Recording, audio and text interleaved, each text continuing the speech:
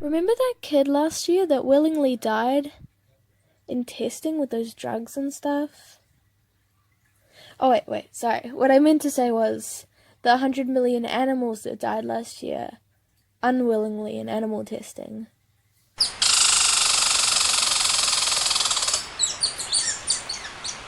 Hey, I'm Jess. Welcome to my animal testing podcast, where we're going to be looking into the two sides of animal testing. So, animal testing has been around a long time as an alternative for the use of humans in testing. We've always treated them as lesser beings and taken advantage of their mental inferiority to our benefit. With all this animal testing happening, you'd have to wonder how good or bad can it be? So, to further this, with animal testing being so widely used, I pose two questions.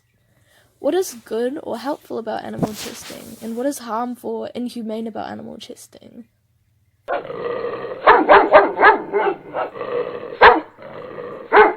To begin with the helpfulness of animal testing, we take a look into the reliability of testing on animals, and whether or not the successful tests were also successful in humans.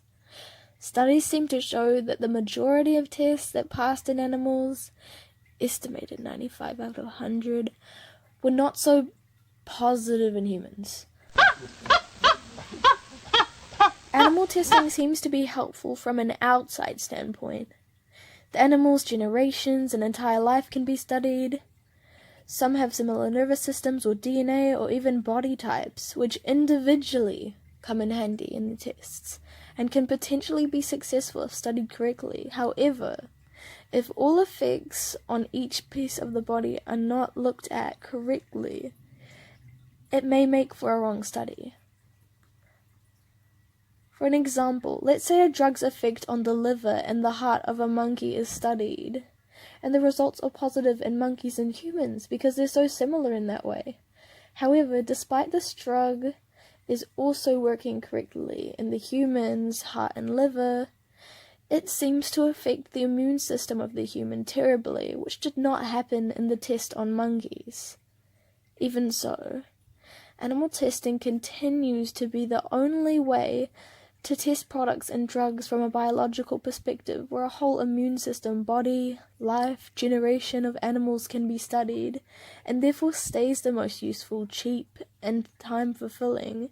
Hence why animal testing has been used for so long and been able to be the holder of so many scientific breakthroughs, such as penicillin, which was successful antibiotic tested in mice, asthma inhalers, which were tested on guinea pigs, or the cervical cancer vaccine, which was tested in rabbits, all successful in animals and humans.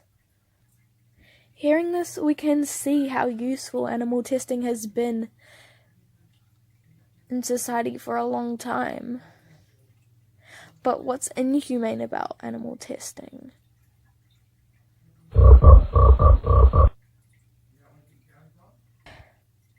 Now, to look into the more inhumane and in general dissatisfactory part of animal testing, where the tests go wrong, let's bring back that 95 out of 100% that messes up.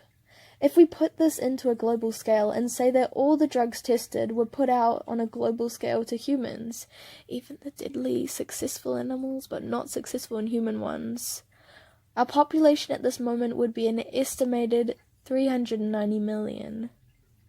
Whereas now, it is 7.9 billion. That's a lot of deaths.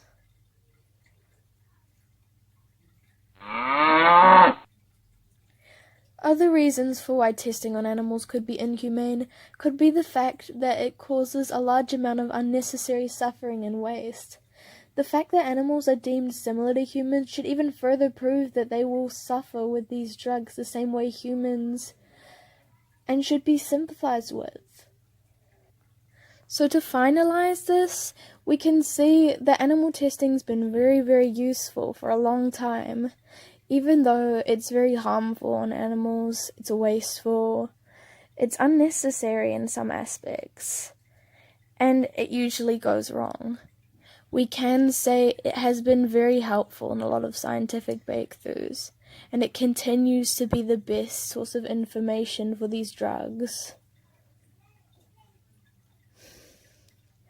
But with all this happening, we need to pose another question. What's a better way to test these drugs? Because animals can't keep dying like this. Thank you for listening to my podcast. Have a good day and stay cruelty-free.